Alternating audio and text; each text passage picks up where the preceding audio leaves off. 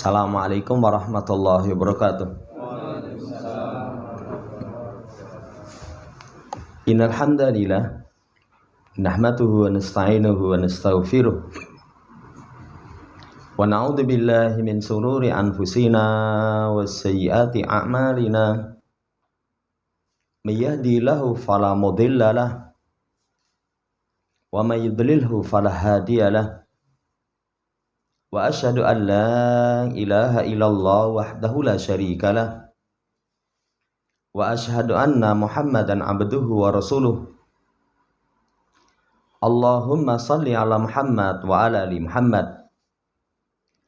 Ya ayyuhalladzina amanu taqullaha haqqa tuqatih wa la tamutunna illa wa antum muslimun. Ya ayyuhan nasu taqu rabbakumul ladzi khalaqakum min nafsin wahidah wa khalaqa minha zawjaha wa batha minhuma rijalan katsiran wa nisaa wa taqullaha alladzi tasaaluna bihi wal arham innallaha kana 'alaikum raqiba. Ya ayyuhalladzina amanu taqullaha wa qulu qawlan sadida yuslih lakum a'malakum wa yaghfir lakum dzunubakum wa may yuti'illaha wa rasulahu faqad faza fawzan 'azima. Amma ba'd, fa inna ashdaqal hadithi kitabullah wa khairal hadi hadi Muhammadin sallallahu alaihi wasallam wa syarrul umuri muhdatsatuha fa inna kulla muhdatsatin bid'ah wa kulla bid'atin dhalalah wa kulla dhalalatin finnar. Ma'asyiral muslimin rahimani wa rahimakumullah. Melanjutkan pembacaan syarah Masail Jahiliyah, perilaku orang jahiliyah yang diselisihi oleh Nabi kita Muhammad sallallahu alaihi wasallam. Masuk pada al-mas'alatu as-sabi'atu wa thalathun, permasalahan yang ke-37. At-ta'abbudu bittihadil ahbari wa ruhbani arbaban min dunillah. Beribadah kepada Allah dengan menjadikan ulama dan ahli ibadah sebagai Rabb sesembahan selain Allah Subhanahu wa taala. Jamaah hormati, lihat penjelasan dari Syekh Abdul Razzaq bin Abdul Muhsin Al-Abbad. Orang-orang jahiliyah itu fatadinu haula'il jahiliyun bittihadil ahbari wa ruhbani arbaba min dunillah. Orang-orang jahiliyah itu beragama. Jadi prinsip agama mereka menjadikan ahbar, ulama, menjadikan ruhban, ahli ibadah, itu sebagai sesembahan selain Allah Subhanahu wa taala. Lah kapan seseorang itu menjadikan ulama, menjadikan ahli ibadah sebagai Rabb selain Allah? An ma yuhilluhu ruhban lahum yuhillunahu wa in kana haramahallahu. Apa yang dihalalkan oleh ruhban untuk mereka. Jadi kalau ulamanya mengatakan sesuatu halal, mereka halalkan walaupun itu haram. Demikian pula wa ma yuharrimuhu alaihim ruhban yuharrimunahu. Apa yang ulamanya itu haramkan atas mereka, mereka haramkan. Walau kana ahallahullahu ta'ala. Walaupun Allah menghalalkan. Ini beribadah hanya sekedar mengikuti ulama dan ahli ibadah. Padahal jelas bertentangan. Yang halal diharamkan mereka nggih. Yang haram dihalalkan nggih. Dawuhipun sendika dawuh. Jamaah yang hormati, berarti menjadikan ulama dan ahli ibadahnya itu sebagai Rabb selain Allah. Sebagaimana dalam ayat, ittahadu ahbarahum wa ruhbanahum arbaba min dunillah. Mereka jadikan ulama dan ahli ibadahnya sebagai Rabb selain Allah. Jamaah yang hormati, Padahal ketaatan kepada ulama itu sebatas kalau perintahnya berkaitan dengan ketaatan kepada Allah dan Rasul. Sudah sering disampaikan, ati Allah wa atiur Rasul wa ulil amri minkum. Taati Allah, taati Rasul, dan ulil amri di antara kalian. Ulil amri itu ulama, umara. Ya. Taat kepada Allah dan Rasul sama. Siapa yang taat kepada Allah, pasti taat kepada Rasul. Siapa yang taat kepada Rasul, pasti taat kepada Allah. Sama. Tapi kalau kepada ulil amri, tidak diulangi atiu. Menunjukkan ketaatan kepada mereka selama perintahnya ketaatan kepada Allah dan Rasul. Kalau maksiat, tidak boleh. Ini orang jahiliyah. Jadi pokoknya sudahlah. Apa yang dikatakan oleh tokoh agama, sendika dawuh. Kemudian dibawakan riwayatnya Adi bin Hatim. Adi bin Hatim ini termasuk salah satu dari ulama ahlul kitab. Kata beliau, ataitun nabiyya sallallahu alaihi wasallam wa fi unuki salibun min dahab. Aku mendatangi Nabi, di leherku itu ada salib dari emas. Jadi beliau memakai kalung ya dari emas, salib kalungnya. Salib. Kemudian kata Nabi SAW, ya Adi, itrah anka hadal wasana. Wahai Adi, buang berhala ini. Jadi salib itu berhala.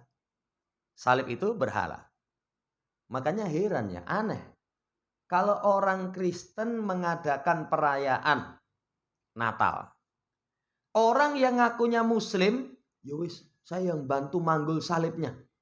Lawang berhala kok. Ini berhala. Ya. Salib itu adalah berhala. Kemudian wasami'tuhu yaqra'u fi suratil Bara'ah. Aku pun mendengar beliau membaca dalam surat Bara'ah. Surat At-Taubah. Ya. Ittahadu ahbarahum wa ruhbanahum arbaba min dunillah. Mereka jadikan ulamanya, ahli ibadahnya sebagai Rabb selain Allah. Kemudian sampai pada amma innahum lam yakunu ya'budunahum walakinnahum kanu idza ahallu lahum syai'a istahaluhu wa idza haramu alaihim syai'a haramuhum. Kemudian beliau berkata, sesungguhnya mereka itu tidak menjadikan ya alim ulamanya, kemudian ahli ibadahnya itu disembah, enggak. Bukan sujud, bukan. Tapi mereka kalau menghalalkan untuk mereka sesuatu, mereka halalkan. Kalau tokohnya itu ulama dan ahli ibadahnya mengharamkan sesuatu, mereka haramkan. Itu peribadatan kepada tokoh. Saudara yang saya hormati, dari sini diperoleh pelajaran. Ibadah itu tidak harus sujud. Tidak harus menyungkurkan anggota sujudnya kepada selain Allah. Termasuk peribadatan itu kalau selain Allah. Menghalalkan yang haram, mengharamkan yang halal. Nggih. Sendi kok siap. Itu termasuk bentuk peribadatan kepada mereka. Ini saudara yang saya hormati, pelajaran dari hadis.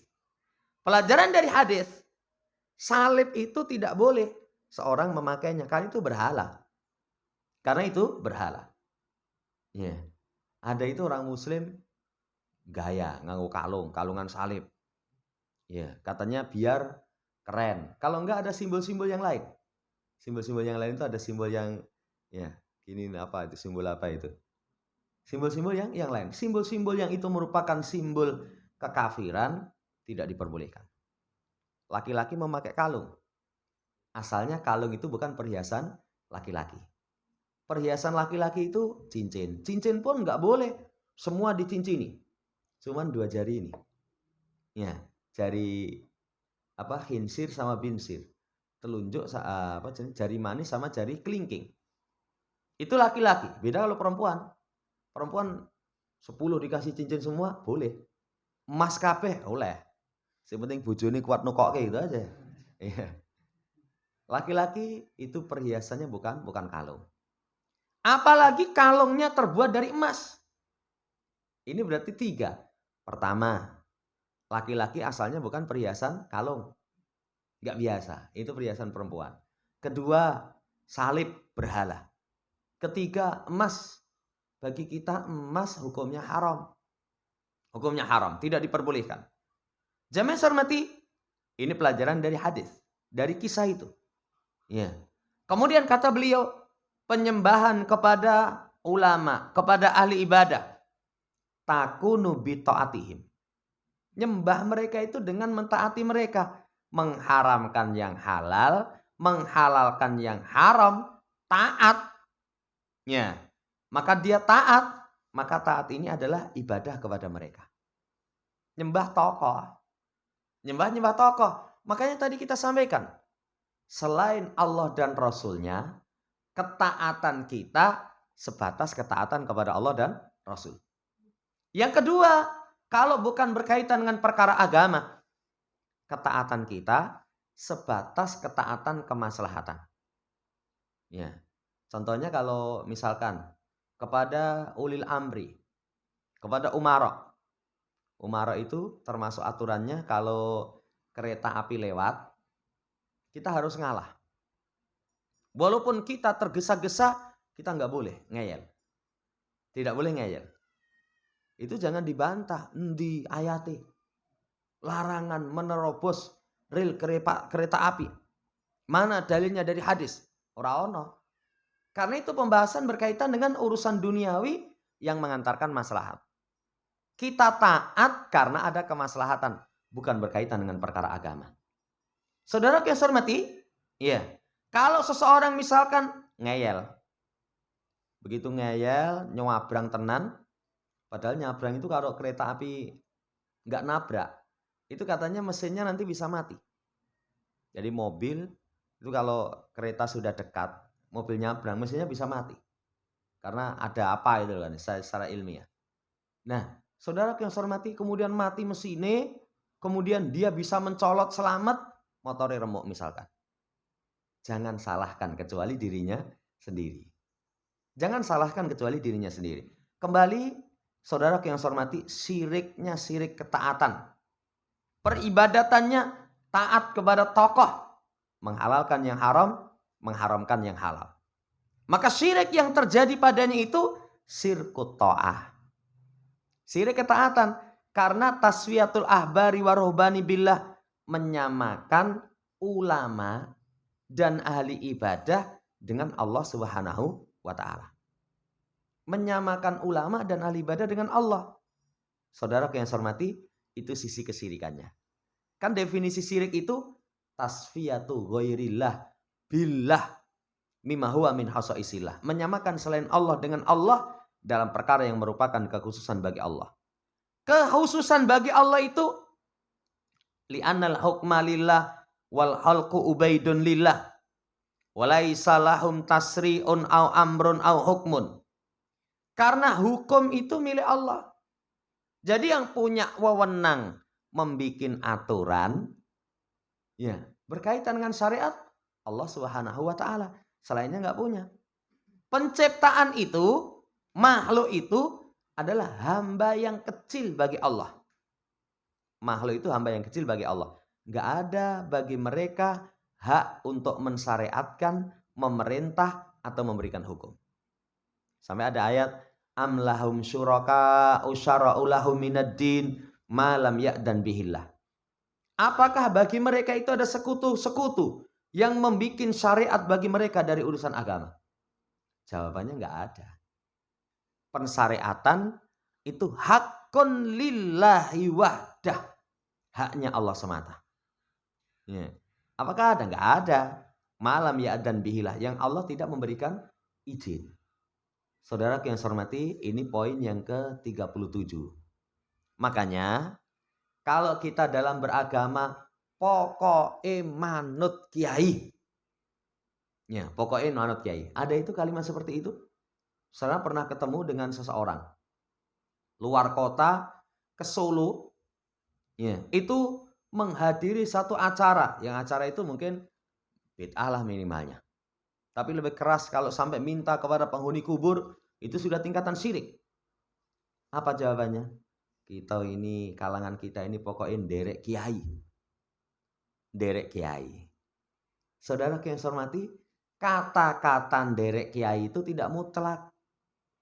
Kalau memang perkaranya sesuai dengan ketaatan kepada Allah dan Rasul, ya kita taat. Tapi kalau sudah sampai menerjang, melanggar, menyelisih perintah Allah dan Rasulnya, menyelisih larangan Allah dan Rasulnya, nggak boleh taat. Tidak boleh taat. Ini syirik dalam masalah ketaatan. Orang Muslim taatnya selama mereka membimbing kita taat kepada Allah dan Rasul. Cuman pernah kita sampaikan, kita nggak boleh lancang. Wah, tokoh ini sesat. Ya, dari kita sendiri. Kalau kita orang awam, mungkin terlalu lancang. Tapi kita bisa mengetahui ini keliru ini. Dari mana keliru? Menurut tokoh ini keliru dan ini dalilnya jelas. Dan ini dalilnya jelas. Nah, ini jelas kok. Kemungkarannya jelas. Haram dihalalkan, halal diharamkan. Jamaah yang hormati, itu pelajaran bagi kita. Selesai poin yang ke-37. Poin yang ke-38. Termasuk perangai orang jahiliyah itu al-ilhad. Ilhad itu berpaling ya, dari kebenaran. Condong, miring dari kebenaran. Itu ilhad. Ya. Ilhad berkaitan dengan sifat Allah. Jadi mereka ingkari sifat Allah Subhanahu wa ta'ala. Sebagaimana dalam ayat, walakin donantum annallaha la ya'lamu katsiran mimma ta'malun. Tapi kalian mengira dengan persangkaan buruk, Allah tidak tahu kebanyakan apa yang kalian lakukan. Berarti mengingkari sifat ilmu bagi Allah. Allah orang ngerti. Itu orang jahiliyah. Jamaah hormati, lihat penjelasan Syekh Abdul Razak bin Abdul Muhsin Al-Abbad hafidhahumallah ta'ala. Ilhad fi sifatillah huwal mailu wal udulu biha anil haqqis sabitilaha. Namanya ilhad itu miring, doyong, berpaling, ya, atau udul an, berpaling menyimpang dari kebenaran yang telah tetap untuknya. Sesuatu yang benar dia berpaling. Dalane ngalor, enggak, saya ngetan wae. Lah wong dalane ngalor kok milih ngetan. Ya. Saudara yang hormati, itu namanya ilhad. Li'anal ilhad mahudun minal lahdi huwal mail. Karena ilhad itu diambil dari lahat. Lahat tahu? Kalau gali kuburan itu kan ada dua. Ada syak, ada lahat. Syak itu kalau kuburan misalkan ini. Ini misalkan mujur ngalornya ke sana.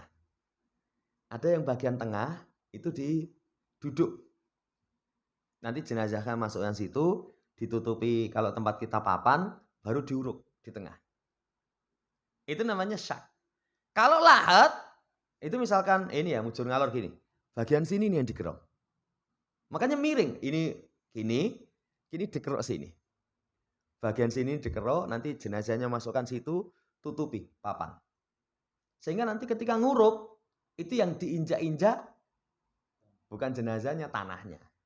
Makanya kalau dalam Islam, lahat dengan syak lebih utama lahat.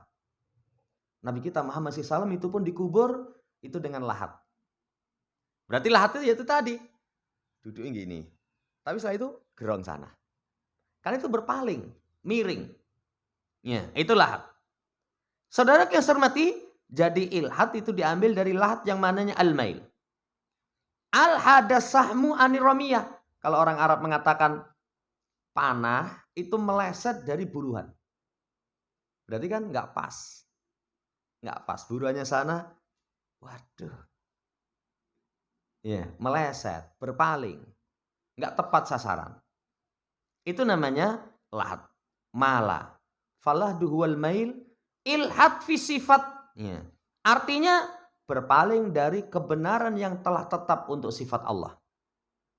Padahal hakku sifatillah, haknya sifat Allah itu apa? an yu'mina biha kama ja'at. Diimani sebagaimana apa yang datang. Sebagaimana apa yang datang. Kadang orang mengingkari itu. Kemarin saya baca. Ada orang nulis tulisan. Yang tulisan itu seakan-akan, wah ini mendalam sekali. Mendalam sekali. Kami menunggu semoga tangan Allah dipanjangkan untuk menolong kami. Kami menunggu semoga telinga Allah itu semakin besar mendengar kami. Allah punya pendengaran? Iya. Allah punya tangan? Iya. Tapi kalau bahasanya semoga tangannya diulurkan, nanti tergambar bagi orang, oh tangannya kayak makhluk. Akhirnya orang yang mengingkari sifat bagi Allah, ojo tangan, ojo kuping kayak gitulah. Jangan pendengaran. Ya. Jamaah hormati, kalau memang ada nas seperti itu diimani. Diimani. Ya, jangan ditolak. Demikian pula wa antusabbita kama waradat, ditetapkan sebagaimana yang ada dalam riwayat. Allah melihat. Berarti Allah punya penglihatan. Kalau punya penglihatan, bisa melihat. Bisa melihat. Ya sudah, imani, tetapkan. Pertama, imani sebagaimana nasnya. Kedua, tetapkan sebagaimana nasnya. Ketiga, alla tu'attila bi antufa tunfa al tuharraf. Yang ketiganya, jangan ditiadakan. Enggak. Masa Allah punya wajah? Di negeri kita banyak ya. Orang-orang yang meniadakan sifat bagi Allah Subhanahu wa ta'ala. Itu namanya ilhad. Namanya ilhad. Enggak boleh ditiadakan. Kalau enggak dia tiadakan, tuharraf bi antughayyara alfaduha au maniha wa madlulatuha. Bisa juga nanti ditakrif. Takrif itu disimpangkan, lafadznya dirubah. Kalau lafadznya dirubah, Ar-Rahmanu 'alal arsyistawa. Itu lafadznya dirubah menjadi Ar-Rahmanu 'alal arsyistaula. Kalau istawa, tinggi, naik, menetap, di atas. Tapi kalau istaula, menguasai. Itu namanya ta'rif. Walaupun ta'rif dari sisi lafadz jarang. Karena kalau ditakrif dari sisi lafadz konangan. Walaupun dari sisi makna, iya banyak. Contohnya di sisi makna itu Allah punya tangan. Enggak, maksudnya tangan itu kekuasaan. Maksudnya tangan itu kenikmatan. Jamaah hormati, enggak boleh. Berarti sudah berapa ini kaidahnya? 1, imani sebagaimana nas. 2, tetapkan sebagaimana nas. 3, jangan ditolak. 4, jangan disimpangkan makna dan kandungannya. Yang 4. Yang 5, antumassila sifatihi bisifatil makhlukin. Jangan diserupakan sifat Allah dengan sifat makhluk. Allah punya tangan. Oh, berarti tangane. Kalau berarti tangane diserupakan dengan makhluk, dari mana kita tahu? Sifat Allah itu perkara gaib. Kita tahunya cuma dari ayat, dari hadis. Kalau ayat dan hadis tidak berbicara, jangan menserupakan. Jangan menserupakan. Kita tidak tahu. Jangan serupakan. Demikian pula, tunazzahullahu tabaraka wa ta'ala dzalika. Allah disucikan dari diserupakan dengan makhluk. 5 berarti. Yang terakhir, wa antukayyafa bi an yuhawila bi aklihi. Bi aklil qasiri wa fikri dha'ifi an ya'rifa kaifiyataha. Kalau enggak seperti itu, yang terakhirnya nanti ditanyakan kaifiatnya. Tangan Allah itu kayak apa ya tangannya ya? Kayak apa tangannya? Bahan tangannya itu apa seperti tangan kita? Memikirkan seperti itu. Dengan cara berupaya, akalnya yang cupet, pikirannya yang lemah, mengetahui tentang kaifiatus sifat. Tangan lamun itu. Saudara yang saya hormati, wong diri kita sendiri sifat yang ada dalam diri kita sendiri. Kita kadang belum mampu itu mengetahui tentang kaifiatnya. Jadi moto itu bahannya opo gitu ya. So nyawang. Ya. Tapi orang buta itu kadang motone normal. Kita orang mas, orang ketoi. Orang ketok. Jadi bahannya itu opo gitu. Kita nggak mampu itu. Air liur. Air liur itu iso nggo ngrasake macam-macam. Bahannya apa? Kita saja nggak mampu itu. Nggak mampu. Ini rasanya legi, ini rasanya pahit. Coba kalau misalkan air liur kita itu semua rasanya pahit. Mangan apa-apa kolu itu. Wis pangan kabeh wong rasane pahit kabeh ya. Masya Allah ya. Diri kita saja nggak mampu. Apalagi itu berkaitan dengan penguasa alam semesta. Saudara yang saya hormati, fakullu dzalikum minal mail wal uduli biha anil haqqi tsabitilaha fahuwa ilhadun fi sifatillah. Semua itu berpaling dari kebenaran yang telah tetap untuknya. Dan ini namanya ilhad, mengingkari sifat Allah Subhanahu wa taala. Saudara yang saya hormati, diulas. Kapan seseorang dianggap ilhad dalam masalah sifat?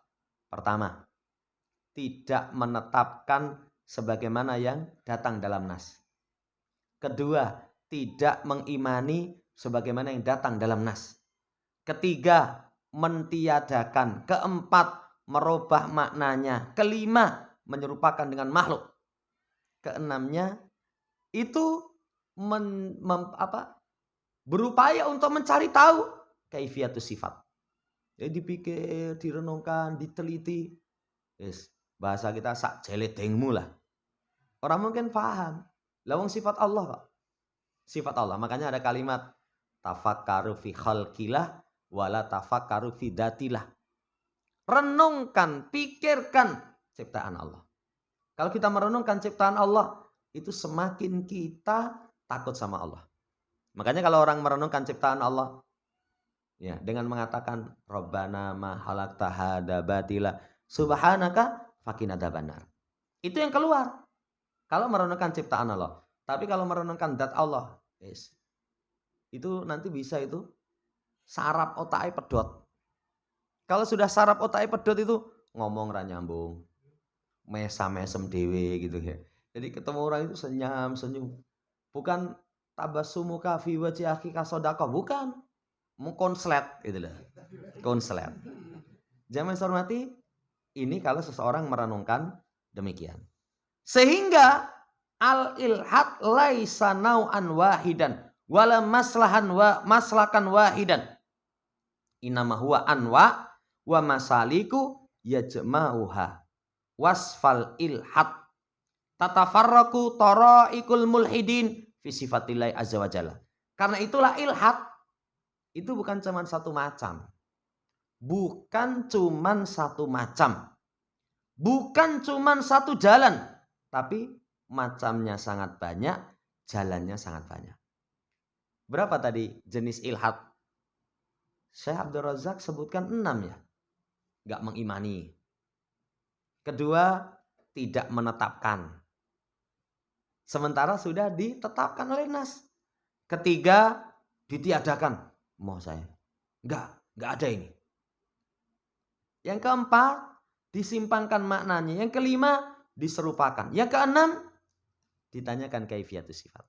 Semuanya itu namanya ilhad terhadap sifat Allah Subhanahu wa taala. Jadi jalan-jalan itu bermacam. Orang-orang yang ilhad dalam sifat Allah, jalannya bermacam. Nanti kita bisa tahu. Ketika dengar orang, ada ayat Allah misalkan tentang nama dan sifat mereka ingkari. Kamu mulhid. Orang yang mengingkari sifat Allah Subhanahu wa ta'ala. Banyak itu. Sampai kalau kita nggak hati-hati. Di Quran terjemah yang tersebar. Itu banyak sifat Allah yang mereka takrif, simpangkan maknanya. Saya pernah kasih contoh, waja'a rabbuka wal malaku saffan saffa. Ja'a rabbuk. Siapa yang datang? Tuhan. Tapi diterjemah, datang perintah Tuhan. Jadi kalau Tuhanmu yang datang, mosok Tuhan datang. Ya. Saudara yang saya hormati, mereka ilhad, mereka ingkari. Banyak ayat seperti itu. Ya. Turun ke langit dunia sepertiga malam terakhir. Wah, ghairu ma'qul, orang masuk akal ini. Kenapa nggak masuk akal? Berarti Allah sepertiga terakhir itu di dunia terus, di dunia terus. Akalnya mikir, oh iya sepertiga ini di sini. Nanti besok tempat lain selang berapa menit lagi sepertiga ke sana. Berarti pindah-pindah terus. Itu memikirkan sifat Allah dengan sifat makhluk. Kalau sifat makhluk, kowe ndek iki jam 3 ning endi? Ning kono. Nanti jam 4 di sana misalkan. Berarti nggak menetap. Kalau sifat Allah, Allah Maha Kuasa. Makanya nanti para ulama bagaimana berkaitan dengan mengimani sifat turun. Allah turun tapi tinggi di atas ars. Turun tapi tinggi di atas piye to? Mosok medhun kok ning dhuwur. Kalau makhluk nggak mungkin. Wong wis nemedhuk, dhuwur ora ono. Itu makhluk. Tapi kalau Allah, wong Allah kok zat yang maha gagah maha perkasa. Jangan serupakan dengan makhluk. Ini saudara yang saya hormati demikian.